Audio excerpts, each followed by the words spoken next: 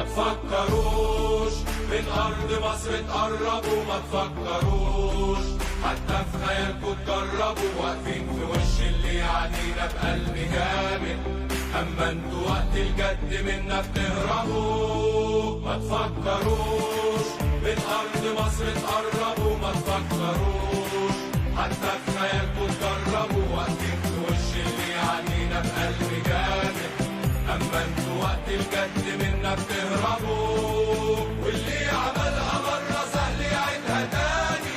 بص في تاريخك وانت تعرف مصر مين.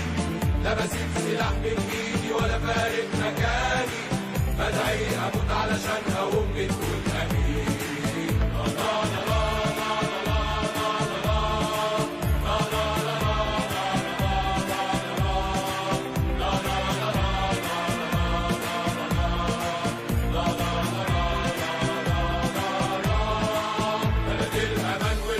بس اللي يعديها واللي يفكر يوم يدوس على شبر فيها، بيشوف وراها مش عيني ما تجيبش اخره.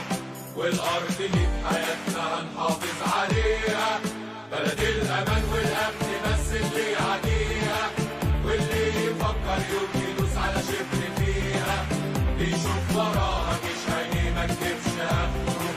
والارض دي بحياتنا هنحافظ عليها. مصر اللي دايما تنصر الحق وولادها، جاهزين يردوا في اي وقت بضربة بيا. مصر الكبيرة عشان كده هي اللي دايما وقت الظروف الصعبة شايلة المسؤولية.